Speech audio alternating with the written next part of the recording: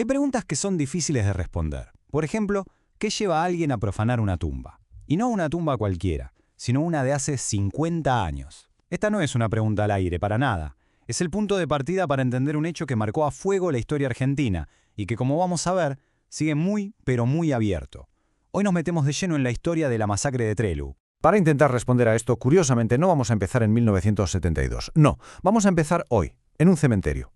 Porque este acto, este vandalismo, nos grita que la batalla por la memoria, por cómo recordamos nuestro pasado, está más viva que nunca. Bien, aquí estamos, imagínense el lugar. Cementerio de la Santa Cruz, en Salta.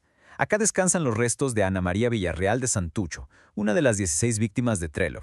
Y su tumba, bueno, lo que le pasó a su tumba en 2022, es el epicentro de toda esta historia.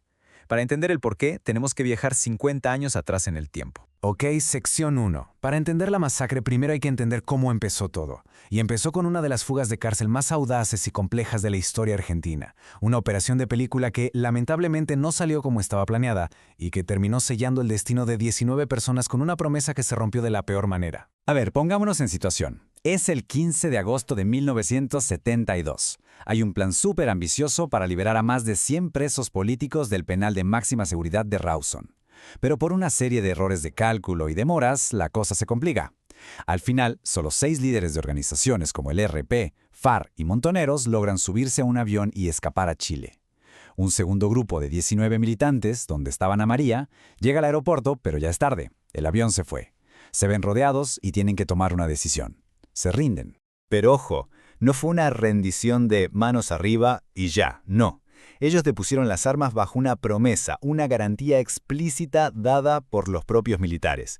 Y la promesa era esta, que sus vidas iban a ser respetadas y que volverían sanos y salvos a la cárcel de Rawson. Pero en lugar de eso, los subieron a un micro y los llevaron a la base aeronaval Almirante Sar. Una semana después, esa promesa se hizo añicos. Y así, pasamos de la promesa a la traición. Lo que ocurrió en la madrugada del 22 de agosto no fue un enfrentamiento como se dijo. Fue una ejecución planificada. Un acto que hoy la justicia argentina define con todas las letras como un crimen de lesa humanidad. Un crimen de Estado. 16. Grabémonos este número. Ese es el número de militantes asesinados esa noche. La historia es brutal. Los sacaron de sus celdas de madrugada, los hicieron formar en un pasillo y simplemente los fusilaron con ametralladoras. Estaban desarmados, totalmente indefensos. Detrás de ese número, claro, había personas, historias. Pertenecían a distintas organizaciones como el ERP, Montoneros, la FARC, y entre ellos, como ven destacado, estaba Ana María Villarreal de Santucho. Pero acá la historia da un giro, porque, increíblemente, 3 personas sobrevivieron a la balacera. María Antonia Berger, Alberto Camps y Ricardo Haider. Ellos, antes de ser asesinados tiempo después, se convirtieron en los testigos clave que desmontarían la mentira oficial. Y acá es donde chocan 2 mundos, 2 relatos que no pueden ser más opuestos. Por un lado, la dictadura militar de aquel entonces salió a decir que había habido un intento de fuga. Por el otro, los sobrevivientes contaron la verdad, una verdad que el periodista Paco Urondo recogió en su libro fundamental, La Patria Fusilada. Fue una ejecución a sangre fría. Una masacre. Y por eso, lo de Trelew no fue solo una masacre. Fue un punto de quiebre. Fue un acto que inauguró el terrorismo de Estado en Argentina. ¿Qué significa esto? Que es el propio Estado, que se supone que debe protegerte, el que usa toda su maquinaria de violencia para aniquilar a opositores políticos que ya estaban rendidos. Fue, en muchos sentidos, un ensayo general. Un anticipo del método de secuestro, tortura y desaparición que se usaría masivamente a partir de 1976. Y con esto, volvemos al principio. Volvemos al presente. Porque el fusilamiento físico terminó esa noche, pero la batalla por su significado, por la memoria de lo que realmente pasó, esa batalla continúa hoy. Miren esta línea de tiempo. Es increíble. Décadas de lucha. Desde la masacre en el 72, pasando por la publicación valiente del libro de Urondo un año después, hasta que por fin, en 2012, 40 años después, llegan las condenas por crímenes de lesa humanidad. Parecía que se cerraba un círculo, ¿no? Justicia. Pero no.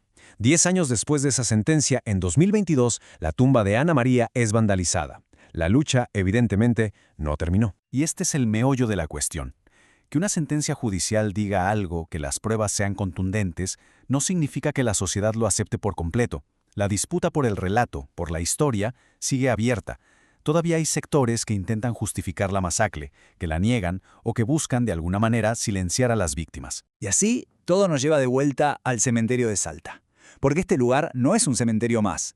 Es un sitio de la memoria oficial, señalizado por el Estado porque ahí se encontraron fosas comunes con víctimas de la dictadura del 76. La tumba de Anne María, víctima de la masacre del 72, está ahí, conectando esas dos épocas de represión. Es un espacio defendido por organismos de derechos humanos, como la Asociación Miguel Ragone de Salta, que luchan todos los días para que no se olvide. Por eso, atacar esa tumba es mucho más que un acto de vandalismo. Es atacar esa memoria colectiva. Y así cerramos, volviendo a la pregunta del inicio, pero ahora se las hago a ustedes. Si los tribunales ya dictaron sentencia, si la historia parece clara, entonces, ¿por qué la memoria sigue siendo un campo de batalla? ¿Por qué alguien, hoy, en pleno siglo XXI, necesita ir a un cementerio y profanar una tumba para intentar reescribir el pasado? La respuesta quizás nos dice mucho más sobre nuestro presente que sobre la propia masacre.